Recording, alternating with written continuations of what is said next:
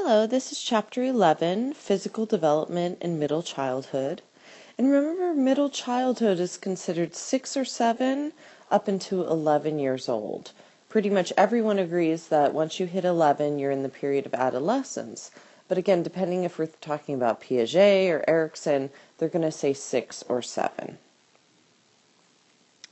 So, the term secular trend means a change from one generation to the next, and we notice that there are secular trends in physical growth. We are not similar to how we were generations ago.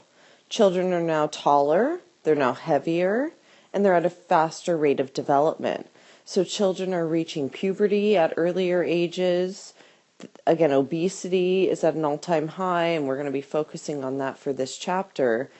And even children being taller.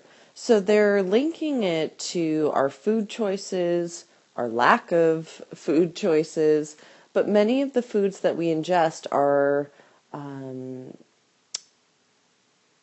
already pumped with hormones, milk and meats, things like that. The hormones end up affecting the children and leading to faster rates of development. So some of, our development now is due to improved health. We are at an age where we have more access to information about healthy eating than we ever did before. But again, obesity is at an all-time high.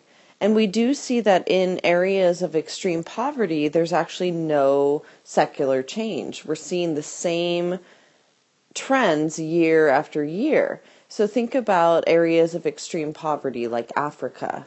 They are still, the children are still malnourished generation after generation because, again, nothing in the environment has changed.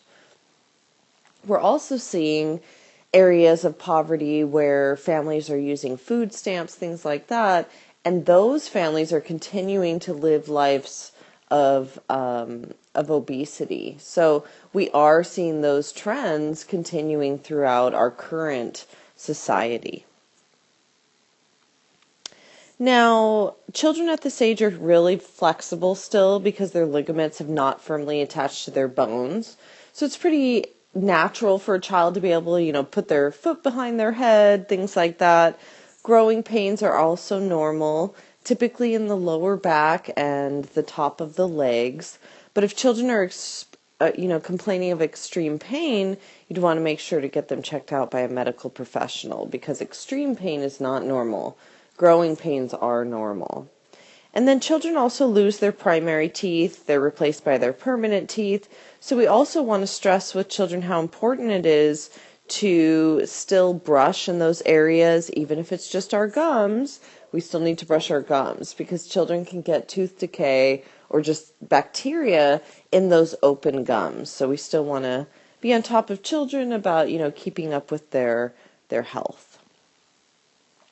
Now, hormones like androgens are actually produced in both sexes and start to be released at this age. Now, they find that it affects brain organization and behavior, typically more in boys, and promotes social dominance, play fighting, and higher activity. And again, that's typical of boys between, 6 or 7 to 11 years old.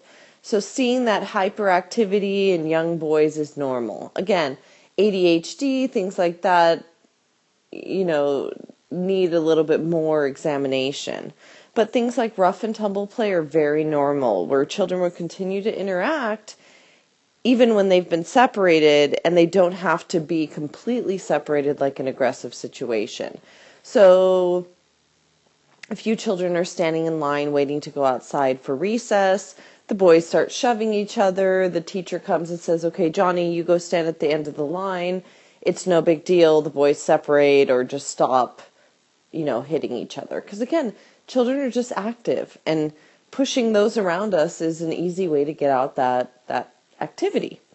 And they do say it resembles other young mammal behaviors. So I have 2 dogs. One's a boy, one's a girl.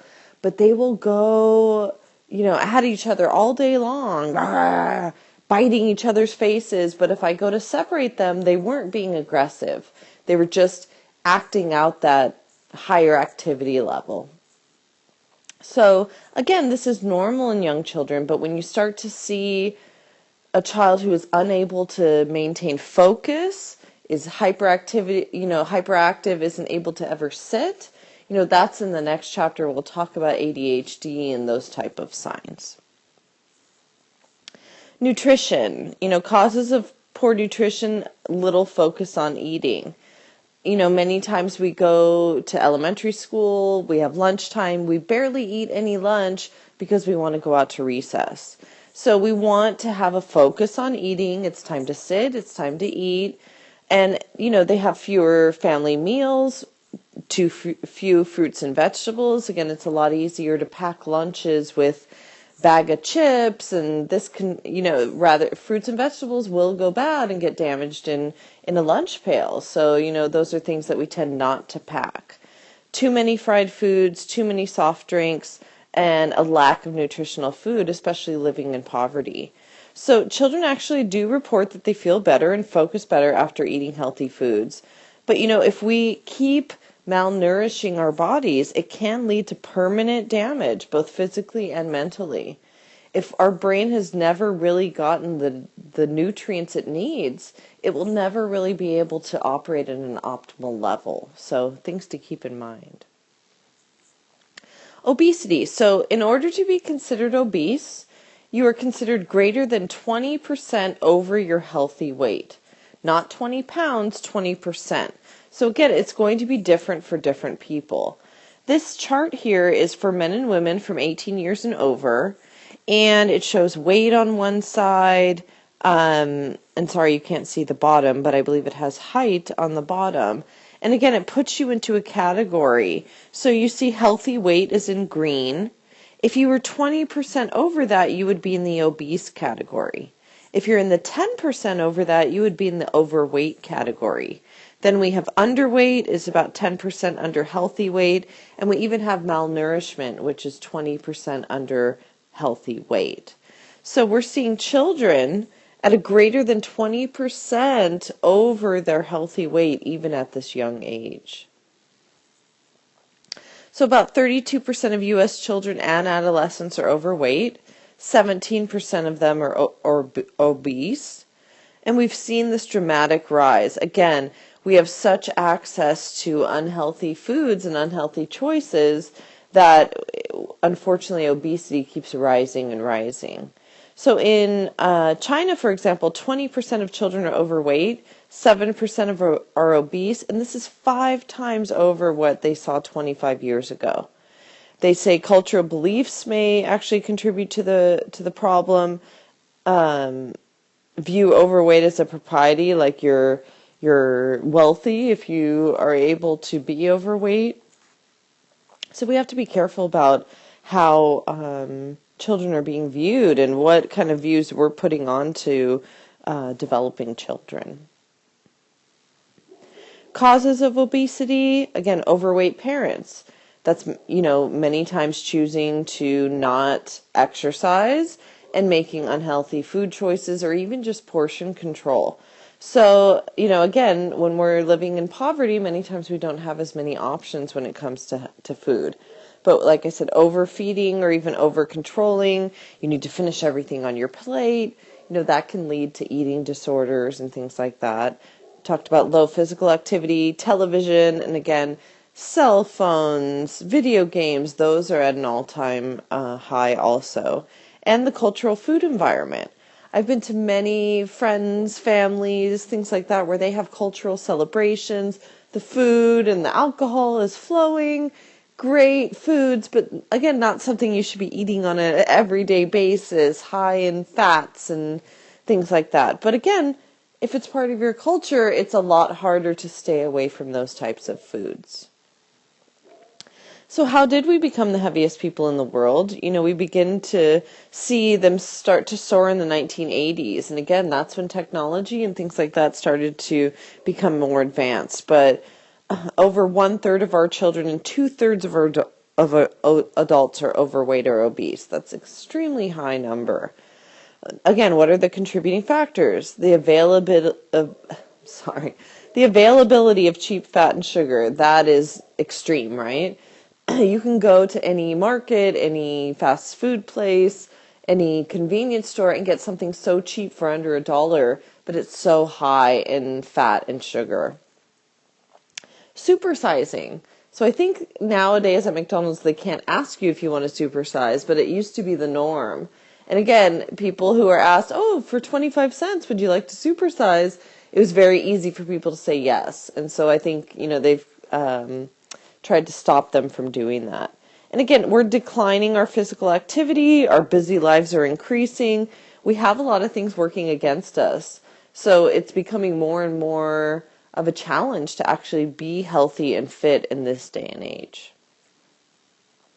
So sorry, I don't know why it's showing two charts here, but these are actually rises in 7 to 18-year-olds, and what we're seeing, I believe it was grade 9 and 11 in one state, and grade 9. Basically, you're seeing an increase, and again, the obesity is increasing.